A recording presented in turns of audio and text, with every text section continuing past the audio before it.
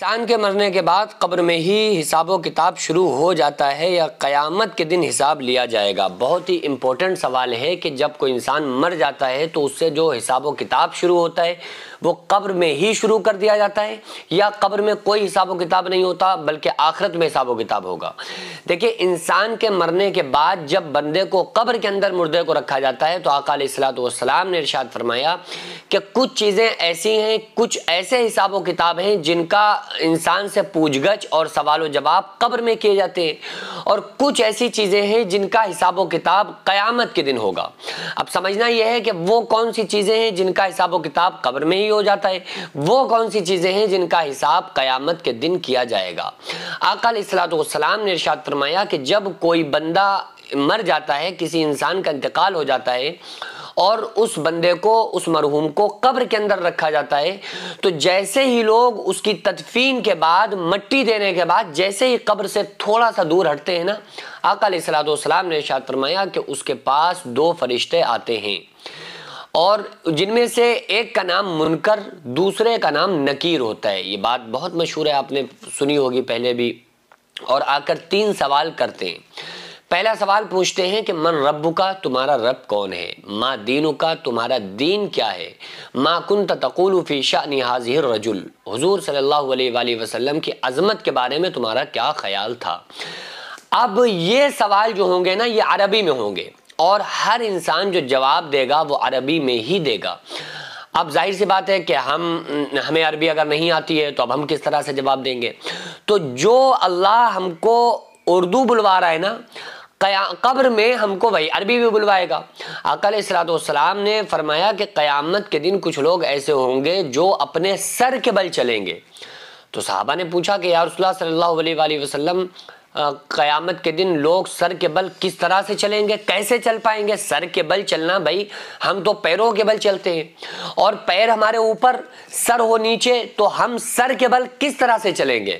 تو آقا علیہ الصلوۃ والسلام نے ارشاد فرمایا کہ جس اللہ نے تم کو پیروں کے بل چلایا ہے وہ اللہ جس کو چاہے سر کے بل بھی چلا سکتا ہے۔ تو جو اللہ ہم سے اردو بلوا رہا ہے، سندھی بلوا رہا ہے، عربی بلوا رہا ہے، پنجابی، انگریزی بلوا رہا ہے، وہ جو چاہے لینگویج فٹ کر سکتا ہے، وہ جو چاہے بلوا سکتا ہے۔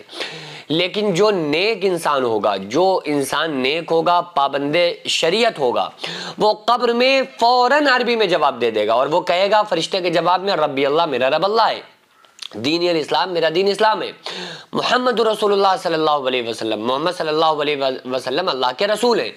تو وہ عربی میں فوراً جواب دے دے گا۔ تو آواز آئے گی، اس نے سچ کہا، اس کو جنت کا کپڑا پہناؤ، اس کے لیے جنت کا بچھونا بچھاؤ، اس کے لیے جنت کی کھڑکی کھول دو۔ قیامت تک چین سکون کی نیند وہ سوتا رہتا ہے، عیش کی زندگی بسر کرتا ہے۔ اور جو بے نمازی، فاسق، فاجر، گناہگار، مجرم ہوتا ہے، وہ کہتا ہے ہائے میں نہیں جانتا، تو ان کے ہاتھوں میں بڑے بڑے ہتھیار ہوتے ہیں۔ آقا علیہ السلام نے ارشاد فرمایا وہ ہتھیار پہاڑ پہ مارا جائے تو پاؤ تحت الثری ساتویں زمین کے اندر چلا جائے، قیامت تک پھر ان کے اوپر وہ چلتا رہتا ہے۔ تو اب آپ ذرا اندازہ کیجئے کہ وہ قبر میں سوالات جو ہو رہے ہیں وہ سب سے زیادہ امپورٹنٹ ہے۔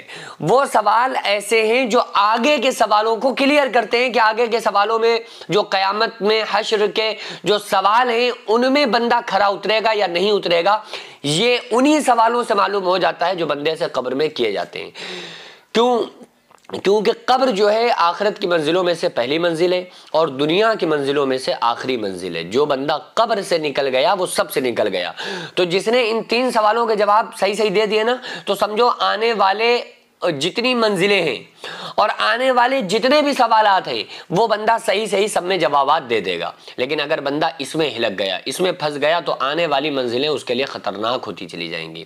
تو قبر کے جو حساب و کتاب ہے وہ ان تین چیزوں پر منحصر ہے کہ اللہ کون ہے، رسول اللہ صلی اللہ علیہ وآلہ وسلم کی عظمت کے تعلق سے اور اسلام دین کے تعلق سے، اور قیامت کے دن کے جو معاملات ہیں وہ ہر چیز کے ہیں۔ قرآن میں اللہ تعالیٰ نے فرمایا وَامْتَازُوا الْيَوْمَ أَيُّهَا الْمُجْرِمُونَ، قیامت کے دن مجرموں کو الگ کر دیا جائے گا، اور اللہ تعالیٰ نیک بندوں کو سیدھے ہاتھ میں نامہ اعمال دے گا، گناہگار بندوں کو الٹے ہاتھ میں نامہ اعمال دیا جائے گا، اور اللہ فرمائے گا اقرأ کتابک، پڑھو اپنی کتاب، یہ تمہارے دن، یہ تمہاری رات، یہ تمہاری تجارت، یہ تمہاری وزارت، یہ تمہارا اٹھنا بیٹھنا، چلنا پھرنا، کھانا پینا، سونا جاگنا، یہ تمام چیزیں انسان کی آنکھوں کے سامنے ہوں گی۔ یوم تحدث اخبارہا، انسان جو کچھ کرتا ہے اخبار کی طرح اس کے سامنے لا کر رکھ دی جائیں گی۔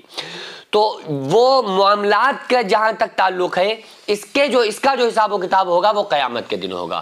نماز کا جو حساب ہوگا وہ قیامت کے دن ہوگا. روز محشر کے جا گداز بوت اولی پرسش نماز بوت. قیامت کے دن سب سے پہلا جو حساب ہوگا وہ نماز کے بارے میں ہوگا، معاملات کے بارے میں لیا جائے گا، ہر حقوق اللہ اور حقوق العباد کے بارے میں کیا جائے گا. تو قیامت کے دن کے جو سوالات ہیں، حساب و کتاب ہے، وہ فیصلہ کریں گے کہ کون جنتی ہے، کون جہنمی ہے، اور کس کو کب تک اپنی سزائیں بھگتنا ہے، اپنے گناہوں کی سزائیں جہنم میں رہ کر کب تک بھگتنا ہے، کتنے سال کب تک جہنم میں رہنا ہے.